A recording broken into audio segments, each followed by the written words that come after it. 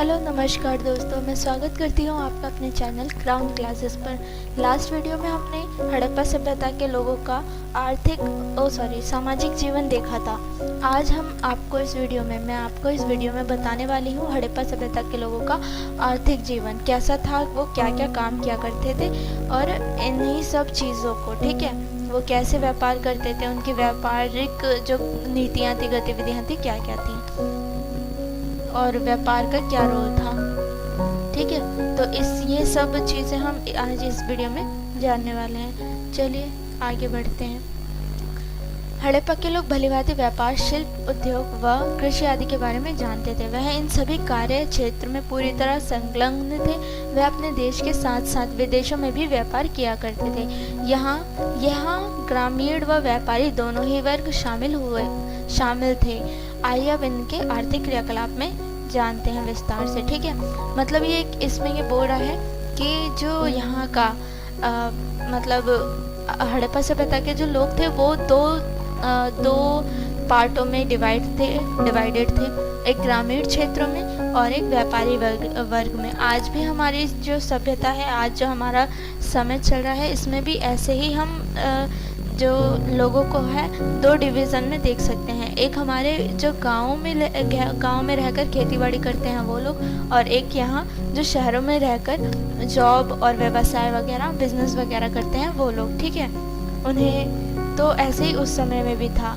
ये लोग क्या क्या करते थे? कृषि व पशुपालन करते थे, जो अर्थव्यवस्था का आधार था। जैसे कि आज भी है, कृषि आज भी अर्थव्यवस्था का आधार है, ठीक है, बेस है। क्योंकि अगर कृषि नहीं होगी, हमारा भारत जो है वो कृषि प्रधान देश है। अगर कृषि ही नहीं होगी तो हमारी अर्थव्यवस्था पर कितना क्या असर पड़ सकता है, ये तो हम सब सोच सकते हैं। तो ये हड़प्पा सभ्यता भी कृषि और पशुपालन का जो अर्थव्यवस्था का था वो आधार था, बेस था।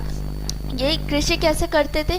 पहले इसके समय में जो पाषाण काल था, उस समय में कृषि के लिए खेती के लिए जो हल और बैलों का प्रयोग, खेती के लिए जुताई का प्रयोग नहीं होता था, क्योंकि उन्हें जुताई करने के बारे में कोई समझ नहीं थी। लेकिन हड़प्पा सभ्यता के टाइम में, हड़प्पा सभ्यता में लोगों में खेती करने के लिए उन्होंने नए तरीके, नए उपाय ढूंढ लिए थे, जिनसे वो अपनी फसलों को और अधिक उगा सकें और अच्छी तरह से उगा सकें। तो इन्होंने ऐसे ही इस समय में सिंचाई करना और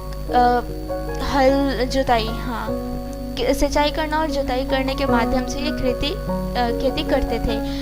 सिंचाई करने से जो गेहूं वगैरह की फसलें होती हैं वो ठीक से होती हैं, और जुताई से मिट्टी को ज़्यादा उपजाऊ बनाया जा सकता है, जिससे खेती बेहतर तरीके से की जा सकती है और फसलों की पैदावार को बढ़ाया जा सकता है। ठीक है, तो इसलिए सिंचाई और जुताई दोनों किया करते थे। इसके अलावा किस किस चीज़ों की खेती किया करते थे, ये मुख्य तौर पर जो यहाँ से प्राप्त हमें साक्ष्य मिले हैं उससे पता चलता है कि मुख्य तौर पर गेहूँ वगैरह की खेती किया करते थे, जैसे गेहूँ, मटर, तिल, जौ, सरसों आदि। इसके अलावा लेकिन कहीं कहीं पर चावल के दाने भी मिले हैं, धान के दाने भी मिले हैं, जिससे हम ये अंदाज़ा लगा सकते हैं कि शायद ये लोग चावल की भी खेती किया करते थे। इसके अलावा ये लोग कपास की भी खेती किया करते थे, जिससे ये लोग ऊन वगैरह बनाते थे और ऊन से कपड़े बनाते थे। सूत समझते हैं ना, उससे कपड़े बनाते थे। ठीक है, तो कपास जो था वो भी एक मुख्य फसल के रूप में यहाँ पर देखी जाती थी। खेती में जो है वो चावल के साक्ष्य कम मिले हैं, तो चावल की खेती शायद यहाँ पे कम हुआ करती थी, लेकिन हुआ करती थी। इसके अलावा मुख्य तौर पर क्या फसलें थी? गेहूँ, जौ, तिल, सरसों, मटर, राई आदि। ठीक है, ये सारी चीज़ें यहाँ पर कृषि में उगाई जाती थी, मतलब खेती, इन सभी चीज़ों की खेती की जाती थी। तो खेती के साथ साथ ये उद्योग और शिल्प का भी काम किया करते थे। उद्योग यानी व्यापार, शिल्प जो हाथ से बनाई गई चीज़ें होती हैं वो चीज़ें। तो शिल्प कला के लिए इनके पास क्या क्या जो धातुएं थी, क्या क्या धातुएं उपलब्ध थी? लोहे के अतिरिक्त सभी प्रकार के धातुओं से परिचित थे, मतलब लोहे को छोड़कर बाकी सभी प्रकार के धातुएं ये सब उनसे परिचित थे, वो जानते थे। तांबे के औजार और अस्त्र शस्त्र बड़ी संख्या में प्राप्त हुए हैं, मतलब तांबे के औजार यहाँ पे ज़्यादा मिले हैं। इसके अलावा कांसे के धातु भी मिले हैं। ठीक है, लेकिन लोहे के कोई धातु नहीं मिले, तो शायद ये लोहे से परिचित नहीं थे, ऐसा हम मान सकते हैं। कोई साक्ष्य तो नहीं है बट मान सकते हैं। यह सभी धातु अलग अलग स्थानों से प्राप्त होते हैं। जैसे तांबा, कौन सी धातु जिससे शिल्प का काम करते थे, ये धातु कच्चा धातु, जो कच्चा माल होता है वो अलग अलग स्थानों से ये प्राप्त करते थे। जो चीज़ें जहाँ पर ज़्यादा मात्रा में उपलब्ध होती थी वहाँ से अपने यहाँ पर मंगवा लेते थे, जैसे आज भी होता है। ठीक है, तो यह धातु अलग अलग स्थानों से प्राप्त होता था। जैसे तांबा राजस्थान में खेत्री नामक स्थान से आता था, सोना हिमालय नदियों और दक्षिण भारत से, चांदी मेसोपोटामिया से आता था। ठीक है, इस तरह ये सारी चीज़ें अलग अलग, सारे धातु अलग अलग स्थानों से मंगाए जाते थे। तो कभी कभी ये अपने देश में मिल जाते थे, कभी कभी नहीं मिलने पर अपने देशों में से विदेशों से मंगाए जाते थे। ठीक है, और हमारे पास कैसे पता लगता है कि ये धातु शिल्प कला जो थी वो धातुओं से भी होती थी। हमारे पास एक तांबे की नृत्यगना की मूर्ति मिली है, जो तांबे की बनी हुई है। ये मूर्ति आगे आपको शायद दिखाई देगी। ये जो लेडी हैं, इन्होंने अपने हाथों में, बाहों में ऊपर चूड़े पहन रखे हैं और कमर में तगड़ी सी बांध रखी है। तो इस सब से भी इनके सामाजिक जीवन पर हम मतलब उनको देख सकते हैं कि इन्हें सजने संवरने का भी शौक था।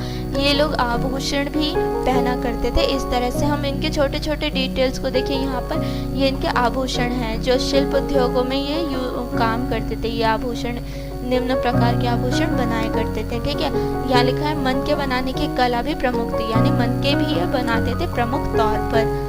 लोगों को सजने संवरने का शौक था तो मन के बनाते थे। हड़प्पा काल की कलाकृति में एक प्रसिद्ध कलात्मक मोहनजोदड़ो में मिली दाढ़ी वाले पुरुष के पत्थर से बनी मूर्ति है। ये पत्थर की बनी मूर्ति है जो एक दाढ़ी वाले बाबा की है। इनका एक हाथ नहीं है, एक हाथ कटा, मतलब इन्होंने शायद बनाया होगा लेकिन यहाँ पर नहीं है। और इसी तरह की एक मूर्ति है जो पत्थर की बनी है, ये महिला की मूर्ति है। इनके सर पे शायद ये सींग है, फूल है, पता नहीं क्या है। तो इस तरह से ये, और ये देखो मैंने बताया था तांबे की मूर्ति ये वाली है, और ये दोनों मिट्टी की मूर्तियाँ बनी हुई हैं। तो ये तांबे की मिट्टियों की, कांसे की मूर्तियाँ भी बनाया करते थे। ठीक है, अन्य प्रकार की मूर्तियाँ भी प्राप्त हुई हैं, जिसमें पक्षियों को, तो और भी कई तरह की मूर्तियाँ प्राप्त हुई हैं, जिसमें जानवरों की मूर्तियों भी बनाई गई हैं, जानवरों की शक्लों को नक्काशी किया गया है। ठीक है, इसके अलावा ये बर्तन और तरह तरह के सिक्के भी बनाते थे, जिन पे अलग अलग जानवरों की तस्वीरें बनाते थे। जैसे इस वाले पे देखिए हाथी है, इस पे कुछ हिप्पोपोटामस जैसा कुछ है, इस पे शायद ये बैल है। ऐसे निम्न प्रकार के मोहरें बनाते थे, जो अलग अलग जगहों पे अलग अलग पर्पस के लिए यूज़ होती थी। इसके अलावा ये लोग बर्तन भी बनाते थे, और बर्तन को रंग बिरंगे कलरों से मतलब सजाते भी थे, और कलर करते थे अलग अलग रंगों से। ठीक है, अलग अलग तरह की मिट्टियों से इन्हें रंगते थे। इसके अलावा हड़प्पा के लोगों की नगरीय अर्थव्यवस्था की एक महत्वपूर्ण विशेषता, हड़प्पा के लोगों की जो नगरीय अर्थव्यवस्था की एक महत्वपूर्ण विशेषता थी, उनकी देशी और विदेशी दोनों तरह का व्यापार तंत्र जाल था। जैसे मैंने आपको बताया कि ये मनके वगैरह बनाते थे। शिल्प उद्योग के लिए जो कच्चा माल होता था, जो कच्चा माल ये लोग प्राप्त करते थे, तो अगर वो कच्चा माल इन्हें अपने आस पड़ोस के शहरों नगरों में नहीं मिलता था, तो ये लोग देश विदेशों में जाकर वो कच्चा माल प्राप्त करते थे, और यहाँ पर लाकर, अपने देश में लाकर उसे मतलब उसको बनाकर और बेचा करते थे। ऐसे ये जो माल प्राप्त करने की तकनीक थी ना, जो इनकी नीति थी, तो ये माल प्राप्त करने के लिए क्या करते थे, अलग अलग देशों में यात्राएं करते थे। वहाँ जाके टेंट लगाते थे, वहाँ अपना जो रहने की व्यवस्था करते थे, और महीने 6 महीने या साल भर वहाँ रुक के अपने लोगों को माल भेजा करते थे यहाँ अपने देश में। एक तरह से कुरियर का काम करते थे, वहाँ पर रुक के ये माल प्राप्त करते थे और फिर अपने लोगों को यहाँ पर भेजते थे। ठीक है, इसके अलावा इन्होंने जो बहुमूल्य रत्न भी दूसरे दूसरे स्थानों से प्राप्त किए थे। कर्नाटक में कोलार स्थित सोने के खानों और हिमालय नदियों के तराई के क्षेत्रों से संभवतः सोने की पूर्ति होती थी। चांदी का स्रोत शायद राजस्थान के जवार में स्थित खानें रही होंगी। माना जाता है कि चांदी हड़प्पा की वस्तुओं के विनिमय के बदले में मेसोपोटामिया से भी प्राप्त किया जाता था। यानी हड़प्पा सभ्यता जो भी अपनी वस्तु मेसोपोटामिया में भेजता था, वहाँ से उसके बदले में मेसोपोटामिया ने शायद चांदी की वस्तुएं देता होगा या मोहरें देता होगा। ठीक है। बहुमूल्य रत्न नील वैदुर्यमणि का स्रोत अफगानिस्तान के उत्तर पूर्व में बदकशान खानों में स्थित था। फिरोज और हतीशाम ये दोनों एक तरह के बहुमूल्य रत्न हैं। ठीक है। फिरोज और हतीशाम शायद मध्य प्रदेश से लाए जाते होंगे। ओके। और इसी तरह के ये भी कुछ मतलब पत्थर हैं, बहुमूल्य पत्थर हैं जो अलग अलग स्थानों से लाए जाते होंगे। सीप, शंख वगैरह वगैरह ये लोग अलग अलग स्थानों से लाते होंगे।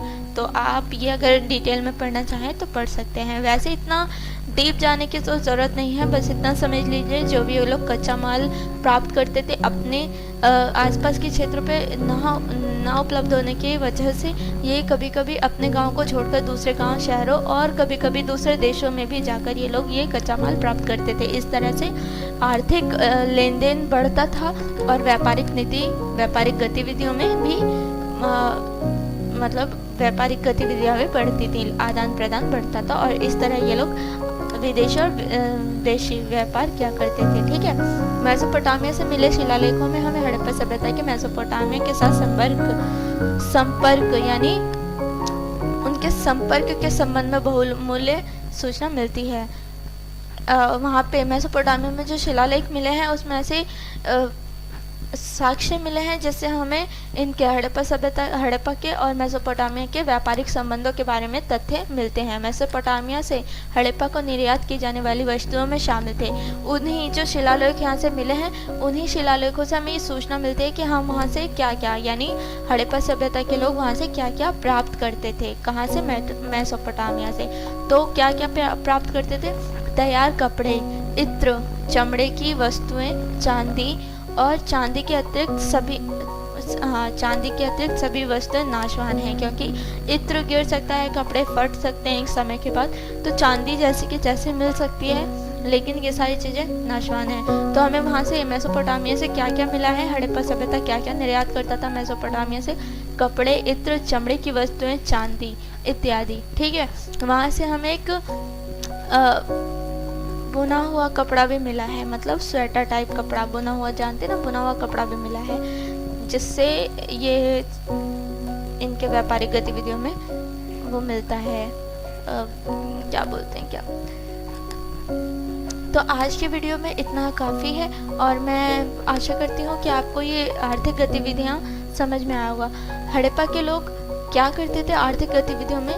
हड़प्पा के लोग आर्थिक गतिविधियों में खेती क्या करते थे और उद्योग क्या करते थे, व्यापार उद्योग, और इसके अलावा वो शिल्प उद्योग भी किया करते थे। ठीक है।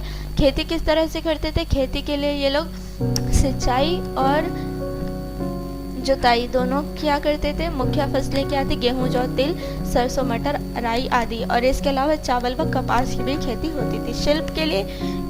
शिल्प में ये क्या क्या करते थे? मनके बनाते थे, मोहरें बनाते थे और बर्तन बनाते थे, औजार बनाते थे, ये सारी चीज़ें ये बनाते थे, शिलालेख वगैरह बनाते थे। तो इन सभी चीज़ों से ये, और अगर ये सारा माल बनाने के लिए, ये सारी चीज़ें बनाने के लिए कच्चा माल आसपास के क्षेत्रों में नहीं होता था तो ये दूर दराज के क्षेत्रों में जाकर कच्चा माल प्राप्त करते थे। ऐसे ही व्यापारिक गतिविधियां बढ़ी और व्यापारिक संबंध बढ़े। देशों के साथ विदेशों में भी व्यापार आरंभ किया। किन लोगों ने? हड़प्पा सभ्यता के लोगों ने। आप इसे डिटेल से इन सभी को रोक के पॉज करके पढ़ लीजिए, लिख लीजिए जैसे आप चाहें। और मैं उम्मीद करती हूँ कि आपको ये समझ में आया होगा। नहीं समझ में आया, कोई सजेशन, कोई राय है आपकी तो आप मुझे कमेंट में दे सकते हैं। आज की वीडियो में इतना ही। अगले वीडियो में आपको मैं इसके रीति रिवाज और धार्मिक चीज़ों के बारे में बताऊंगी, हड़प्पा सभ्यता के लिपि के बारे में और हड़प्पा का पतन कैसा हुआ, कैसे